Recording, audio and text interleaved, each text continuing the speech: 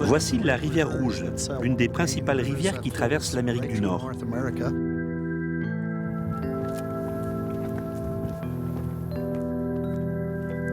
Voici les quais Alexander à Winnipeg.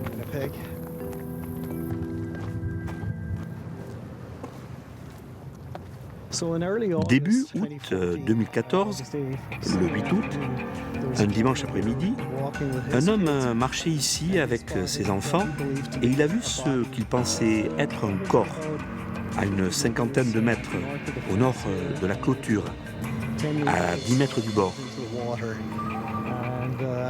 Il a vu ce qu'il pensait être un bras humain et il a alerté la police locale. Elle a repêché le cadavre d'une femme enroulée dans un drap, une housse de couette et lestée. C'étaient les restes d'une fille aborigène de 15 ans de la Première Nation Saking, Tina Fontaine, portée disparue depuis 9 jours. La brigade des homicides a entamé ce qui s'est avéré être une enquête longue et compliquée. Le meurtre de cet enfant, car c'est une enfant, a choqué et indigné notre nation.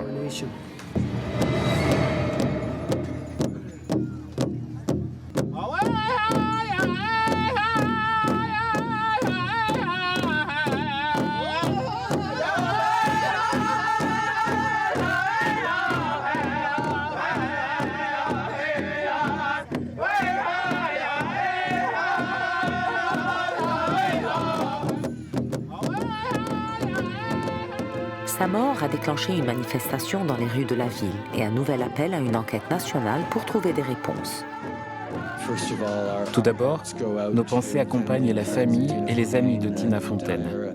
L'ensemble de la Première Nation et des communautés aborigènes sont affectés par cette perte particulièrement touchante et tragique qui vient s'ajouter à tant d'autres disparus et assassinés depuis des années.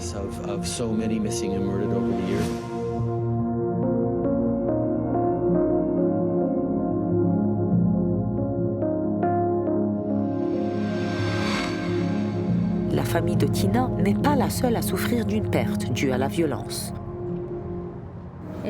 Cela m'occupe l'esprit. Je pense à ma sœur chaque fois que je travaille mes perles. Mais pas en mal, pas la partie atroce de ce qui est arrivé. Ce sont les beaux souvenirs avec elle.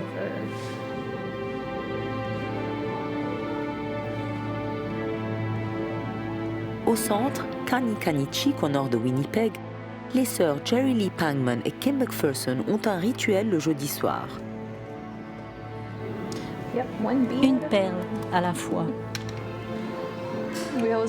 On fait toujours des blagues, comme Beat It, comme la chanson de Michael Jackson, ou une perle à la fois, comme un jour à la fois. Des blagues nulles. Jerry Lee et Kim ne sont que deux parmi des dizaines de femmes qui viennent chaque semaine au centre qui soutient les familles autochtones affectées par la violence, l'homicide ou dont des proches ont disparu.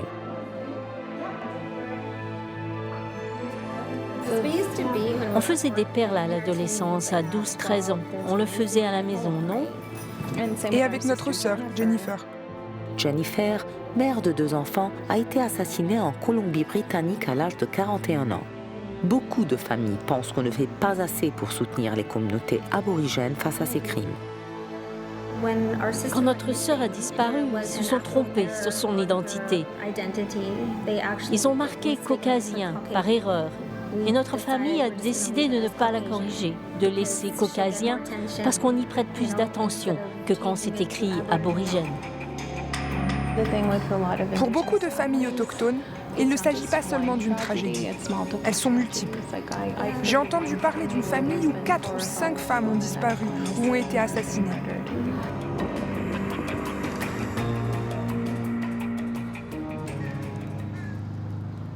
Dans une rue calme de ce quartier, la paix ne règne pas. Bernadette Smith recherche sa demi-sœur Claudette depuis plus de 7 ans. Le 24 juillet, elle était avec ma sœur Tina. Elle s'était quittée à un passage piéton sur Selkirk et Charles. Ma sœur est partie dans un sens, mon autre sœur dans l'autre. Et c'est la dernière fois qu'un membre de ma famille a vu Claudette.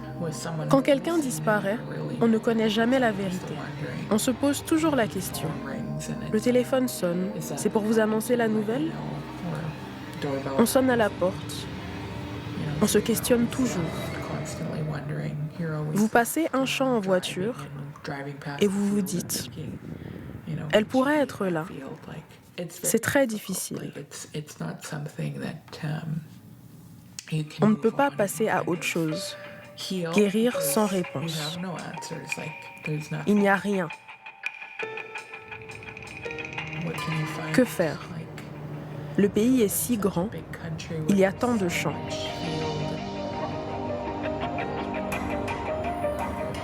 Manitoba est la province avec la plus grande population d'aborigènes. Et ils craignent pour leur sécurité. Même en tant que femme adulte, je fais très attention quand je marche dans la rue. Parce que les gens... Il y a des gens suspects dehors. J'ai une fille de 21 ans.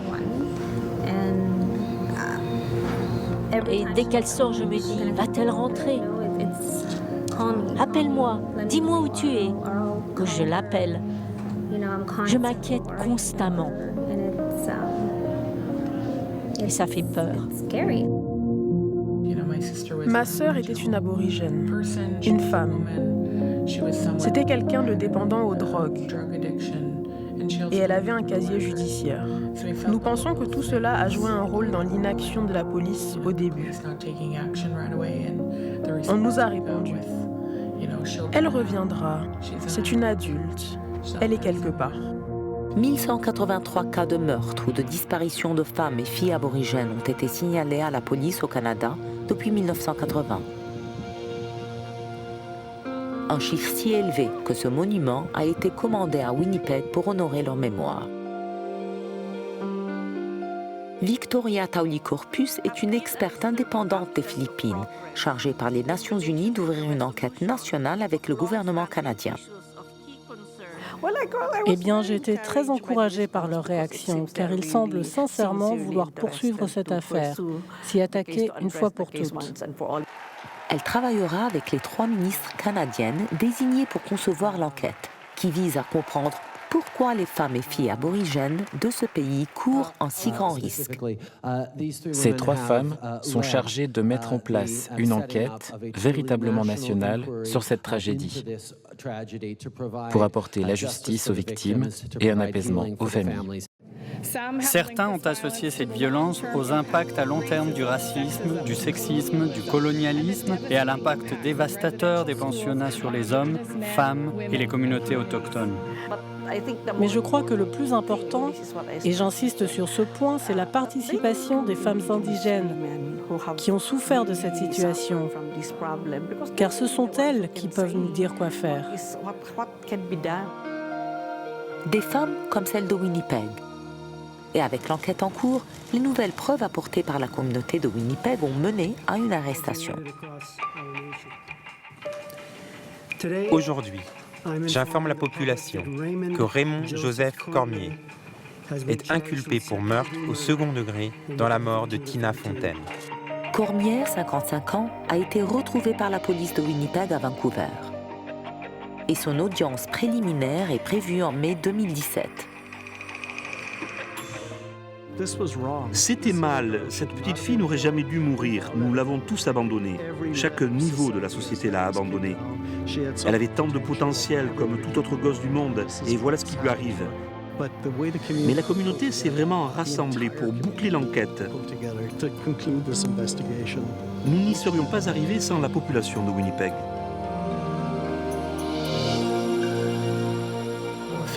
Le corps d'une fille de 15 ans, enroulé dans un sac poubelle et jeté à la rivière comme des ordures. Vous savez, je crois que ça a réveillé le pays. Les gens ont commencé à voir que ça pourrait être leur fille, leur sœur.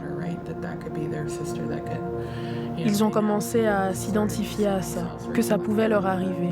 Et ils ont pensé, je dois faire quelque chose, m'impliquer.